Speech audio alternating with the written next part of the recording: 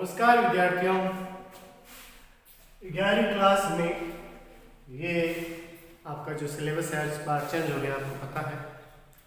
और ये जो पुस्तक है अंतरा, जो पहले चलती थी, इस बार फिर से शुरू कर दी है क्योंकि ये एनसीईआरटी पर आधारित है। अंतरा पुस्तक का जो पहला भाग है, यानी भाग 2 है आपके पद्य और गद्य। यहाँ पर मैं पद्य भाग का जो पहला पार्ट है कबीर, इसमें आपको गद्य और पद्य 2 भाग मिलेंगे। जब आप पद्य की तरफ चलोगे तो यहाँ आपको काव्यखंड, और काव्यखंड में आपको ये कबीर वाला पाठ मिलेगा। तो यहाँ हम इस कबीर जी के बारे में पहले पढ़ते हैं, फिर इनके जो पद हैं वो पढ़ेंगे। तो पहले हम कबीर जी को जानते हैं। कबीर जिनका नाम का अर्थ है महान। कबीर उस समय यानी जब मध्य युग चल रहा था 1398, उस समय इनका जन्म होता है। कहते हैं कि एक गरीब विधवा ब्राह्मणी के गर्भ से इनका जन्म होता है। तो वो लोकलाज में कारण इनको नहर जो तारा तालाब था वहाँ भी इनको कमल पर छोड़ देते। और उस समय नीरो और नीमा मुसलमान जुलाहा दंपति थी। वो जुलाहा दंपति वहाँ से गुजर रही होती है, और जब कबीर के रोने की आवाज़ सुनते हैं तो वो वहाँ पर रुकते हैं और देखते हैं कि बच्चा रो रहा है। वहाँ से उसे लेकर अपने घर लेके आ जाते हैं क्योंकि उनकी कोई संतान नहीं होती है, और अच्छी तरह से उनका लालन पालन होता है। अब कबीर जब 14वीं शताब्दी चल रही है, क्योंकि 1391 से लेकर 1512 तक इनका जीवन काल रहा है। तो जो 14वीं शताब्दी है, 15वीं शताब्दी है, इसमें इनका जो जीवन काल है, और इस समय आपको पता है संतलन कालीन युग है, और ये सिकंदर लोधी के समकालीन है। ये ध्यान रखो, सिकंदर लोधी जो दिल्ली में बैठा था सल्तनत, तो समकालीन किसके हैं ये ध्यान रखो। अब हम इनके जीवन की बात करते हैं। तो जैसा मैं बता चुका हूं कि विधवा ब्राह्मणी के गर्भ से जन्म लेने का त्याग दिया जाता है, वहां से नीरो नीमा लेकर आ जाती है। अब जैसे जैसे बड़े होते हैं, पढ़ाई बिल्कुल नहीं करते हैं, अक्षर ज्ञान बिल्कुल भी नहीं है, कभी भी उन्होंने पेन और कागज छुए नहीं, लेकिन घाट घाट का पानी पिया था। जगह जगह जाकर इन्होंने जो ज्ञान की बातें होती है वो ग्रहण की। संत तो थे पहले शांति भी समाज सुधार के लिए, लेकिन यहाँ कवि के रूप में पढ़ रहे हैं हम, लेकिन ये संत और समाज सुधार के लिए। उस समय समाज के सुधार की बात कर रहे हैं जिस समय राजाओं का दौर चल रहा था, मुगलों का दौर आता है, आपको पता है इसके बाद। तो यहाँ सल्तनत कालीन समय है। अब ये ना तो हिंदुओं को बख्शते हैं ना मुसलमानों को, क्योंकि ये किस कारण ये कहते हैं जो पाखंडी होते हैं, जो कर्मकांड करते हैं, जो दिखावा करते हैं, वो इसको नहीं समझते। और उनके बारे में बहुत कुछ लिखा है, बहुत कुछ कहा है। सच्चे जो भक्त हैं उनकी प्रशंसा भी करते हैं, ऐसा नहीं है सच्चे भक्तों की प्रशंसा नहीं की। सच्चे हिंदू हो चाहे सच्चे मुसलमान हो, उनकी प्रशंसा भी करते हैं, लेकिन जो झूठा है, जो दिखावा करता है, जो बुराइयां हैं समाज में, उन बुराइयों के बारे में ये विरोध करते हैं। तो उस समय जिस समय संतकालीन समाज है और हिंदू और मुसलमान उस समय आपस में बहुत ज्यादा लड़ाई झगड़ा चलता है, क्योंकि एक दूसरे से अभी तक उनका घुलना मिलना नहीं हुआ, बाहर से आए हुए और यहाँ जो है एक दूसरे को अपना नहीं पाए, तो उनमें थोड़ा मतभेद है, आपस में लड़ते रहते हैं। उसके बारे में भी उन्होंने बहुत कुछ कहा। अब यहाँ देखते हैं पहले नाम कबीर, और कबीर का अर्थ होता है महान। 1391 में काशी में जो लहरदारा तालाब था वहां मिलते हैं, आपको पता है ब्राह्मणी जो थी विधवा ब्राह्मणी, वहां उनके घर से जन्म लेने का त्याग किया जाता है, और वहां से नीरो और नीमा नामक मुसलमान जुलाहा दंपति लेकर आ जाती है। काम क्या करेंगे वो, इनका काम क्या है, बुनकर है, ये जुलाहा है। तो ये क्या कार्य करते थे, बुनकर जुला है, जाति से क्या है, जाति क्या है इनकी, ये जाति इनकी जुला है। बुनकर अब यहाँ बड़े होते हैं, ज्ञान संगति तो आपको तो सत्संग जाते हैं तो रामानंद जी के पास में जाते हैं। रामानंद जी अब उस समय काशी में ही थे, वहाँ जाते हैं और जब जाकर कहते हैं कि मुझे आप अपना शिष्य बना लीजिए, तो सीधी सी बात सुनाए क्योंकि ये नीचे तबके के हैं, गरीब तबके के हैं और नीची जाति उस जाति का उस समय भेदभाव बहुत था, ऊंच नीच का तो बहुत भेदभाव था। तो शुरुआत में रामानंद जी इनको नहीं अपनाते हैं, ताशी से बनाने से इनकार करते हैं। लेकिन कबीर जी तो पक्के हटी होते हैं कि नहीं, मुझे तो आप अपना शिष्य बनाइए, मैं तो आपको अपना गुरु मान चुका। तो कहते हैं जब सुबह नहाने जाते हैं गंगा में रामानंद जी, तो वहीं सीढ़ियों पर सो जाते हैं। तब रामानंद जी ने अपना एक राम नाम का गुरु मंत्र देते हैं। तो अब ये बात आती है कि इनको राम नाम का गुरु मंत्र दे दिया, लेकिन क्या राम ये सगुण है क्या इनके लिए? नहीं, क्योंकि कबीर निर्गुणी है, निर्गुण पंथी है। इनका जो काव्य है वो ज्ञान मार्ग की धारा का है। इनके राम दशरथ पुत्र राम नहीं है, तो फिर कौन है? परब्रह्म राम। क्योंकि पूरे विश्व जो संसार है या पूरा जो काशी है, अब बिना किसी नाम के तो भगवान को उच्चारण कर नहीं सकता ना, तो उन्होंने वो राम नाम लिया और राम नाम लेकर आपको पता होगा कंठी भी धारण की है, तिलक भी लगाते थे, मोरपंखी भी लगाते थे। तो इसका मतलब क्या वो हिंदू थे या मुसलमान थे? क्योंकि दंपति दूल्हा दंपति रह रहे तो उन्होंने साफ कह दिया था, ना मैं हिंदू हूं ना मैं मुसलमान हूं। निरपेक्ष पहली बात जिस हम भारत में रहे हैं, निरपेक्ष भारत में रह रहे हैं, तो ये कल्पना कबीर जी की द्वारा की गई। उन्होंने उस समय ही निरपेक्ष भारत की या निरपेक्ष राष्ट्र की बात की थी। तो वो निरपेक्ष थे, किसी पंथ को मानने वाले, ना हिंदू ना मुसलमान। अब बात करते हैं कि जैसे बड़े होते हैं, रामानंद जी से तो शिष्य बन चुके थे, उनका जाप ले लिया, पढ़ाई नहीं की है, दीक्षित हुए, शिक्षा नहीं ग्रहण की। याद रखना, उन्होंने रामानंद जी से क्या लिया है? दीक्षा ली है, शिक्षा नहीं ली। बात करते हैं इनकी भाषा की सदुपरी और पंचमेल खिचड़ी, क्योंकि जगह जगह जाएंगे साधु संत की भाषा क्या होती है? पंचमेल खिचड़ी, 5 प्रकार के अनाज मिला के मिक्स नहीं करती। वैसे इनकी भाषा आसपास के जो क्षेत्र थे उन क्षेत्र की भाषा का सामूहिक रूप था। एक भाषा नहीं, कोई ब्रज भाषा कह देते हैं लोग, नहीं, एक भाषा थी नहीं इनकी। आसपास के जो समूह थे उनमें ये भाषा का समूह है, सदुपरी भाषा कहते हैं इसे। और उनकी मृत्यु की बात करें तो 1518 में मगहर में होती, इसकी भी चर्चा करेंगे। पहले हम बात करते हैं, वाणी का डिटेक्टर कहा जाता है किसके द्वारा? हजारी प्रसाद द्विवेदी जी द्वारा। किसको कहा जा रहा है? कबीर। वाणी का डिटेक्टर तानाशाह क्या था? अरे उस समय निर्भय होकर, निडर होकर मुसलमानों को भी कह देना और हिंदुओं को भी कह देना। बहुत मार पड़ी होगी, बहुत पिटाई भी हुई होगी, बहुत इनको लोगों का विरोध भी झेलना होगा। आज अगर होते तो शायद जेल में जाते, क्योंकि हिंदू और मुसलमान के बारे में कुछ कह दे तो लोग सीधे हाई कोर्ट सुप्रीम कोर्ट में चले जाते हैं। तो उसी समय भी हाई कोर्ट और सुप्रीम कोर्ट था, वो कौन था? सिकंदर लोधी सुप्रीम कोर्ट ही सीधा दिल्ली सब। तो लोगों ने कह दिया कि देखो कैसे कहते हैं कि दिन में रोजा रखते हैं, रात हालत है गाय। अरे मुसलमानों के बारे में कितना कितना कहते हैं। और क्या कह दिया कि इन्होंने कागज पात्र जो है कि मस्जिद ले चुना है जान चढ़ी मुल्ला बांग दे क्या बहरा हूं खुदा। ऐसी बातें जब सुल्तान ने सुनी तो नाराज होंगे कि देखो ये तो काफिर है, मुसलमानों के बारे में कितना कुछ लिख रहा है। इसके अलावा उन्होंने जो मासिस की बहन से जो शादी करने पर जो बात कही है कि देखो अपनी मासी की बहन से शादी कर लेते हैं, मैंने बहुत किया था उन्होंने, सिर्फ मुसलमानों पे नहीं हिंदू भी बहुत किया था।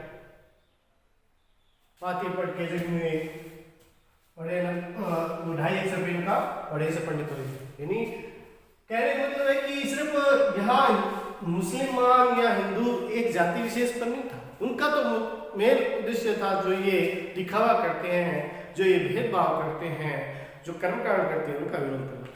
तो लोगों ने शिकायत किससे कर दी? सिकंदर लोधी से कर दी। और सिकंदर लोधी ने सीधा फरमान दे दिया कि कबीर आज पहुंचना है। और कबीर जी क्या है, कबीर जी दोस्त वाला था, बुलाए सुबह पहुंचे शाम को, गुस्से से लबरेज सिकंदर लोधी के, कबीर अभी तक नहीं है। और शाम ढलते ढलते कबीर जी आते हैं, पूछते हैं कि क्यों कबीरा इतनी देर क्यों लगा दी? तो कबीर जी कहते हैं कि एक अजब बात देख ली। क्या? कि सुई के नोक से भी महीन छेद से मैंने हाथी, पूरी सेना या पूरा मंजर गुजरता देखा था। कबीर के सुई की नोक से भी छोटी चीज से उन्होंने हाथी, जैसे हाथी बड़ा होता है, और पूरी सेना गुजरते हुए देख ली। कि झूठ बोल रहे थे? अरे सुई से छोटी नोक से भी कैसे निकल सकता है? सुई से कोई इतने बड़े हाथी निकल सकता है कि नहीं निकल सकता? तब उन्होंने कहा ये जो आँख का जो छेद है, ये आँख इस सुई से भी बहुत ही कम होता है छेद इसका, लेकिन इससे मैंने पूरा जुलूस देखा था। तब सिकंदर लोधी ऐसी बातें सुनकर मोहित हो जाता है। लेकिन उस समय आपको पता है कि शेख तकीसी दरबार में थे, काजी थे, तो बार बार उन्हें कहते हैं कि ये बहुत कुछ कर रहा है। तो कहते हैं कि 52 प्रकार की परीक्षा ली गई थी कबीरदास जी से, जिसमें वो एकदम पूरे कह सकते हैं पास हुए थे, एकदम पूरी तरह से वो सभी परीक्षाओं को उन्होंने अच्छी तरह से पास किया। तो फिर उन्होंने निर्भय होकर घूमने के लिए कह दिया। तो अब इन हर किसी के मुंह पर ऐसी बातें करना, तो पंडितों चाहे मुल्ला काजी कोई भी हो, निर्भय होकर कहते, इसीलिए इन्हें हमारे का डिटेक्टर कहा जाता है। अब काव्य की बात की, काव्य इन्होंने तो लिखा नहीं, ये तो क्या करते थे, बोलते थे। तो इनका एक शिष्य था धर्मदास, उसने 1464 में बीजक नामक एक ग्रंथ का संकलन कर दिया। जो कबीर जी बोलते थे वो लिखता रहता था, और वही आज हमारे साखी शब्द और रमैनी में मिलता है। हम जो पढ़ते हैं वो साखी शब्द और रमैनी के ही भाग पढ़ते हैं। यहाँ जो शब्द का पद है वो हम पढ़ रहे हैं। बात करते हैं निर्गुणधारी और सगुणधारी करती है। जो किसी साकार रूप का बात करे तो वो सगुण है। भगवान राम एक साकार मूर्ति है, कृष्ण एक साकार मूर्ति है, कोई भी भगवान हो उसका साकार रूप है, चाहे हनुमान जी हो, चाहे किसी भी पंथ है, अगर उसका रूप है तो वो सगुण है। अगर जिसका निराकार निर्गुण ब्रह्म की बात करते हैं वो निर्गुण, किसी उसका कोई आकार नहीं, कोई रूप नहीं। ये कहते हैं ईश्वर का कोई रूप नहीं, उसने ना जन्म लिया है, वो ना कभी मरेगा, ना कोई रूप है ना रंग है। ध्यान मार्ग ये कहते हैं ज्ञान के माध्यम से ही आप ईश्वर को प्राप्त कर सकते हो। जब तक ज्ञान नहीं मिलेगा, और ज्ञान किसके द्वारा मिलेगा? गुरु के द्वारा। तो इन्होंने गुरु, सत्संगति, इनके बारे में बहुत कुछ कहा। भगवान के बारे में तो कहा ही है, साधु संत है। इसीलिए ये जो था कबीर जी, ये इनका परिचय है। ठीक है, तो हमने पहले कबीर के बारे में पढ़ा। अब देखिए कबीर जी ने, मैंने आपको बताया था कबीर जी व्यंग्य करते हैं, कटाक्ष करते हैं हिंदू और मुसलमान।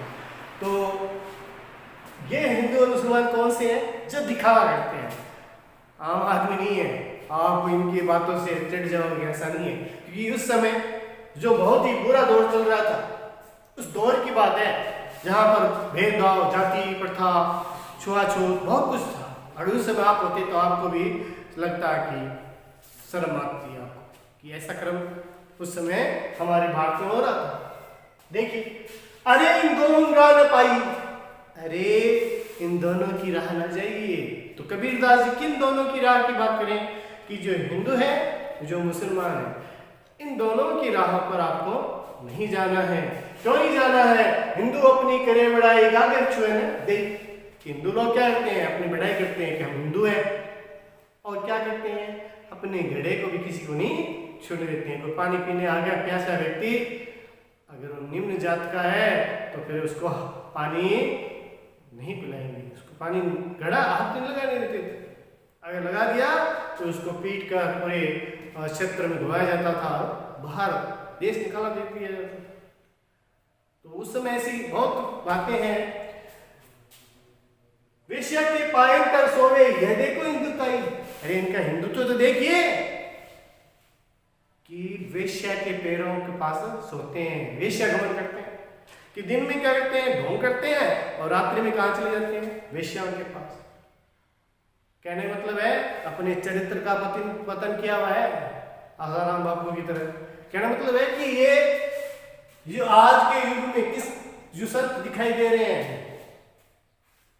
लगते हैं कि बहुत अच्छे हैं, लेकिन जब वीडियो पर या हम कह सकते हैं इनका न्यूज पर इनका खंडन होता है कि देखिए इनका पाखंड, तब हमें हमारे धर्म को ठेस लगती है। तो उस समय की बातें कर रहे हैं कि ये देखिए कि ये ढोंग करते हैं, इनका ढोंग देखिए। दिन में क्या करते हैं, दिन में तो मंत्रोच्चारण कर रहे हैं, पाठ पूजा कर रहे हैं, और रात्रि में वेश्याओं के पास जाते हैं। तो ये अच्छी बात थोड़ी थी। तो इनका इन्होंने विरोध किया है। मुसलमान के पीर हो गया मुर्गी मुर्गा खाते, कि ये जो मुसलमान के जो पीर जो गुरु होते हैं, औलिया मतलब शिष्य, जो इनके गुरु शिष्य हैं, वो क्या खाते हैं, मुर्गा मुर्गी खाते हैं, अर्थात जीव हत्या करते हैं। यहाँ मुर्गा मुर्गी खाने का मतलब क्या कर रहे हैं कि जीव हत्या कर रहे हैं। इतने बड़े जो बड़ा बड़ा पद है इनका, गुरु है, गुरु के पद पे बैठे हुए हैं, और एक जीव की हत्या करते हैं। उन अपने जीव के कारण, अपने स्वाद के कारण किसी दूसरे जीव की हत्या करना अच्छी बात थोड़ी है। तो उस समय उन्होंने उसका विरोध किया है कि देखिए इनके जो गुरु हैं, इनके जो शिष्य हैं, वो क्या करते हैं, मुर्गा मुर्गी खाते हैं। खाला केरी बेटी ब्याह घर ही में करी से। और इनका देखिए, इनकी संगति देखिए, इनका व्यवहार देखिए कि अपनी खाला से, अपनी मासी की पुत्री से विवाह कर लेते हैं। अरे अपनी बहन से शादी कर लेते हैं, मासी की बेटी क्या होगी, हमारी बहन होगी, तो कम से कम कहते हैं अपनी बहन को छोड़ दीजिए। अर्थात ये जो उन्होंने व्यभिचार फैला रखा है इसको बंद कीजिए कि अपनी मासी की लड़की से विवाह कर लेते हैं। उनका उस समय विरोध कर दिया था कि नहीं, ऐसा नहीं करना चाहिए। बाहर से एक मुर्दा लाए धोए भाज, और एक मूर्ति को लाते हैं, अर्थात बाहर से चिकन वगैरह होते हैं, मांस लाते हैं, धोकर अच्छी तरह से पका कर खाते हैं। तो कहते हैं कि बाहर से एक मुर्दा लाएंगे और धो जाकर उसको कढ़ाई में चलवाएंगे, सब सखियां मिली जेवन बेटी घर करते और उस मुर्दे को खाते हैं, और क्या करते हैं, बड़ाई करते हैं कि आज तो बड़ा स्वादिष्ट मुर्गा बना है, आज तो बड़ा स्वादिष्ट बकरा बना है। तो ये ऐसी बातें करते हैं, और सभी आपस में मिलकर उसकी बड़ाई करते हैं, घर घर में उसकी बड़ाई करते हैं, जीव की हत्या करते हैं, और फिर उसी जीव को मारकर उसके चटकारे लेते हुए बड़ाई करते हैं। बहुत बुरा बात है ये सब। हिंदू की हिंदुआई देखी, तुर्कन की तुर्काई, कि मैंने तो हिंदुओं की हिंदुत्व देख लिया, और इन तुर्कों का तुर्कपन भी देख लिया, अर्थात कोई आने जाने को नहीं। जब ऐसा व्यवहार है, दिखावा कर रहे हैं, ढोंग कर रहे हैं, पाखंड कर रहे हैं, तो क्या इन कर्मों से हमें ईश्वर मिल जाएगा, क्या हमें राम मिल जाएगा, इनके क्या रहमान मिल, अल्लाह मिल जाएगा? अर्थात इनसे तो मिलना, जो दिखावा करते हैं ना, उनसे तो आपको ना राम मिलेगा ना अल्लाह मिलेगा। कबीर सुनो भाई साधो कौन राह पे जाए। अब आप देख लिए, अब आप विचार कर लीजिए कि आपको किन की राह पर जाना है, अर्थात इन ढोंगियों की राह पर जाना है या सच्चे मार्ग पर चलना है। तो लोगों को छोड़ दिया है। तो ऐसी बातें जो सुनी, तो जो ज्ञानी व्यक्ति हैं, जो संत हैं, वो विचार करेंगे, और जो मूर्ख हैं उनको तो गुस्सा है कि क्या कह रहे हैं कबीर। तो उस समय गुस्सा भी आया था, जो मूर्ख लोग थे उनको गुस्सा आया था, और जो संत लोग थे उन्होंने इसका विचार किया, और जो उन्होंने कहा उसके अनुसार उन्होंने कार्य किया। तो ये ध्यान रखना है, ये पहला पद है सदुक्री भाषा। अब दूसरे पद में हमें संत रूप में, पहले में समाज सुधारक के रूप में मिले हैं ना, तो दूसरे में अब संत रूप में मिले हैं। अब यहाँ पर देखिए, आत्मा परमात्मा की बात है। आत्मा को क्या बना डाला? आत्मा को बना डाला पत्नी, और आप परमात्मा को क्या बनाए? पत्नी, यानी प्रेमी और प्रेमिका। ये कह सकते हैं, ये प्रेमिका, ये प्रेमिका। अब देखिए यहाँ रहस्यवाद की बातें हो रही है और अपने आप को समर्पित किया है प्रभु के चरणों में, और अपने आप को प्रभु का दास, उनकी पत्नी समझा। बालक आओ हमारे गहरे, हे नाथ हे स्वामी हमारे घर पधारिए, कभी तो हमारे घर आइए। नाथ मेरे स्वामी हमारे घर पधारिए, क्या दुश्मनी है, क्या बात हो गई, हमारे घर आते ही। तो इस प्रकार से कहते हैं कि नाथ आइए तो हमारे घर, तुम बिन दुखिया दे रहे, जो शरीर है, जो आत्मा है, जो तकलीफ में, पीड़ा में, तुम्हारे बिना मेरा ये जो शरीर आत्मा है तो पीड़ा में है, तकलीफ में है, यानी बिना आपके इसको चैन नहीं है। सब कोई कहे तुम्हारी नारी मोको लगता है, सभी लोग चिढ़ाते हैं मुझे जब मैं कहती हूँ कि मैं तो परमात्मा की नारी हूँ, स्त्री हूँ, पत्नी हूँ। तो लोग कहते अच्छा परमात्मा की नारी है, तो फिर तो आते क्यों नहीं? अगर तो परमात्मा की स्त्री है, नारी है, उनकी पत्नी है, प्रेमिका है, तो भगवान आते क्यों नहीं है? इस प्रकार से सब लोग मुझे चिढ़ाते हैं, मुझे लाज आती है, दिल से नहीं लगे। तब कैसा कभी तक अभी तक आकर उन्होंने तुझे हृदय से नहीं लगाया, तुम्हें दिल से नहीं लगाया। कैसा प्रेम? अगर सच्चा प्रेम करते तो तुम्हें हृदय से लगाते। तो अगर आप मुझसे सच्चा प्रेम करते हैं तो आइए मुझे अपने हृदय से लगाइए। ये बात कहा जा रहा है कि सच्चा प्रेम तब होता है जब दिल से लगाया जाए। अन्य भावे नींद न आवे, ग्रहण धरे न दे। कैसी स्थिति होगी भगवान के वियोग में? कबीर जी की कैसी स्थिति हो गई है? अन्न ना भावे नींद ना आवे। प्रेम में ऐसे ही होता है, भूख नहीं लगती है, नींद नहीं आती है। अरे प्रेम होता ही ऐसा। वही कबीर जी कह रहे हैं, उस प्रेम का सहारा लेकर कहते हैं मुझे भगवान से प्रेम हो गया है, और भगवान से प्रेम होने के कारण ना तो मुझे भूख लगती है ना नींद। ग्रहण धरे न धीरे, और ये जो हृदय है, ये मेरा मन है, ना घर में ना वन में कहीं भी इसको चैन नहीं मिलता, धीरज नहीं करता, बेचैन रहता है पूरे, चाहे घर में रहूं चाहे बाहर। ये तो विचलित रहता है, ये तो बेचैन रहता है, यानी इसको एक पल भी चैन नहीं है। कामिक तो है बालक प्यारा, जो प्यासे को नहीं है। कामिक का मतलब प्रेमिका, जिसका प्रेमिका को अपना पति, अपना साजन, अपना प्रेमी प्यारा होता है, जिस प्रकार से प्रेमिका को अपना प्रेमी, पत्नी को अपना पति, सजनी को अपना सजन प्यारा होता है, उसी प्रकार ध्यान के इसके तरफ यह है जो प्यासे को मिले। प्यासा व्यक्ति होता है ना, वो क्या नहीं पानी का महत्व समझता, जल का महत्व समझता, उसके लिए पानी अमृत के समान है। जो प्यासा व्यक्ति जिसके लिए जल है, उसी प्रकार से मेरे लिए मेरे पति, मेरे परमात्मा है। कोई ऐसा परोपकारी फिर सो कहे सुनाए, है कोई ऐसा परोपकारी जो मेरा ये जो संदेश है मेरे प्रियतम, मेरे भगवान तक पहुंचा दे, यानी मेरा जो संदेश है वो मेरे भगवान तक पहुंचा दे। ऐसा कोई परोपकारी क्या, ऐसा उपकार करने वाला है कोई जो मेरे संदेश को भगवान तक पहुंचा दी?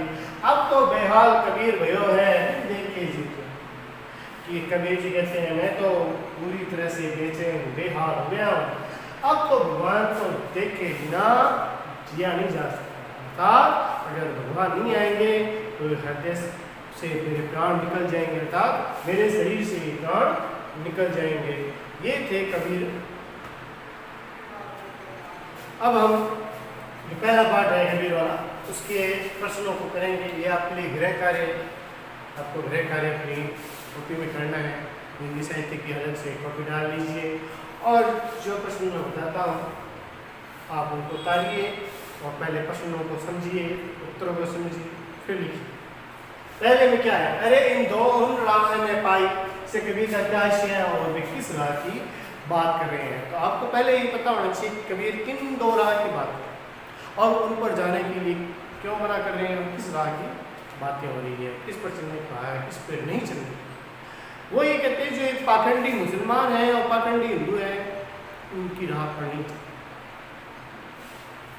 क्योंकि ये दिन में तो लोग दिखावटी व्यवहार करते हैं और रात को जो गलत आचरण होता है तो ये पतन की ओर जाएगा, इसलिए इनकी राह पर आपको नहीं चलना। तो इसलिए हिंदू और मुसलमानों की जो राह है उन राह पर नहीं चलने के लिए कहा है, और जो सच्चा मार्ग होता है उसी पर चलने के लिए कहा गया है। तो ध्यान रखना किस राह पर जाने के लिए मना कर रहे हैं यहाँ पर वो बताया गया है। हिंदू की हिंदुताई देखी, हिंदुआई देखी तो किन की तुर्काई से माध्यम से कवि क्या कहना चाहते हैं, किन विशेषताओं की बात की। कबीर ने हिंदुओं पर भी व्यंग्य किया है तो मुसलमानों पर भी। हिंदुओं पर क्या व्यंग्य किया है कि हिंदू क्या करते हैं, अपने हिंदुत्व की बढ़ाई करते हैं और अपने घड़े को भी किसी व्यक्ति को छूने नहीं देते। अगर किसी ने स्पर्श कर लिया तो 10 बार मारते हैं। इन्हें नीच व्यक्ति कहते हैं, इन्हें निम्न वर्ग को क्या कहते हैं, नीच व्यक्ति। जाति पाति फैलाते हैं और छुआछूत फैलाते हैं, तो ऐसे तो इनकी कर्म है। तो ये कहते हैं हिंदू लोग अपनी बढ़ाई करते रहते हैं और क्या करते हैं, घड़े को भी किसी को छूने नहीं देते, पानी नहीं पीते। और दूसरा कि रात्रि में भी क्या करते हैं, दिन में तो ऐसा अपना व्यवहार करते हैं जैसे कोई संत है, और रात्रि में फिर वेश्याओं का पालन।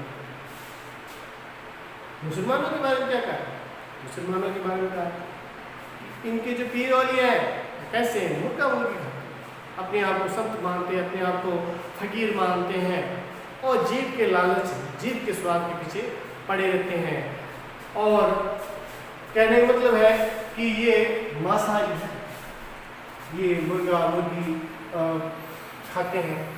दूसरा इसी पर व्यंग्य किया है कि इनका जो मासी की बहन से इनकी शादी कर लेते हैं। तो इस प्रकार से ये कहते हैं कि इस प्रकार से ऐसे मुस्लिम धर्म के पीछे आपको नहीं जाना चाहिए। हिंदू धर्म ने भी बताया तो मुस्लिम धर्म की भी उन्होंने बातें बताई है।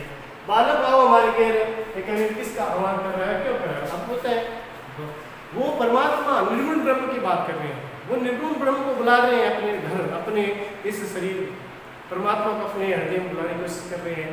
और क्यों बुला रहे हैं, क्योंकि उनके बिना बहुत व्याकुल है, पीड़ित है। तो ये कहते हैं कि परमात्मा आए और उनके जो दुख तकलीफ है उनको दूर करें। अन्य भावे नींद न आवे का क्या कारण है, स्थिति क्यों। अब यहाँ कभी परमात्मा को अपना प्रेमी और अपने आप को उनकी प्रेमिका मानते, तो कहते हैं प्रेम के विषयभूत होकर भगवान के वियोग में, भगवान के विरह में अब उनको ना तो खाना अच्छा लगता है, ना नींद अच्छी लगती है, ना तो भूख लगती है, ना नींद आती है। ये सभी स्थिति क्यों हो गई है, भगवान से अत्यधिक लगाव के कारण। उनके दर्शन के लिए व्याकुल हैं और उनसे मिलना चाहते हैं, इसके कारण बहुत ज़्यादा विचलित हो गए हैं, व्याकुल हो गए हैं। तो प्रेम के वशीभूत होकर इनकी ऐसी स्थिति हो गई है। कामिन को है बालक प्यारा, जो प्यासे को नीर रे से कवि का क्या आशय है, आप स्पष्ट करना है। कवि देखो अपने आप को प्रेमिका मानते हैं भगवान और भगवान को अपना प्रेमी मानते हैं। और यहाँ बताया गया है कि जिस प्रकार से प्रेमिका को अपना पति या प्रेमी प्यारा होता है, इस प्रकार से जिस प्रकार प्यासे व्यक्ति को पानी, एक प्यासा व्यक्ति है, दिन भर उसे पानी नहीं मिला, उसके लिए पानी अमृत के समान है। तो वही स्थिति यहाँ बताई है, वही महत्व है प्यासे के लिए जो पानी का है, वही महत्व किसके लिए है, प्रेमिका के लिए, अपने पति का है। इस प्रकार से बताया गया है कि प्रेमिका के लिए पति कितना महत्वपूर्ण होता है, उसको प्राप्त करने के लिए जिस पर कबीर चाहते हैं कि मैं भगवान को प्राप्त करूँ, भगवान मुझे मिल जाए, भगवान मेरे घर पे आ जाए, तो उसकी तुलना किससे की गई है, प्यासे व्यक्ति को जिस प्रकार से पानी की प्राप्ति हो जाए।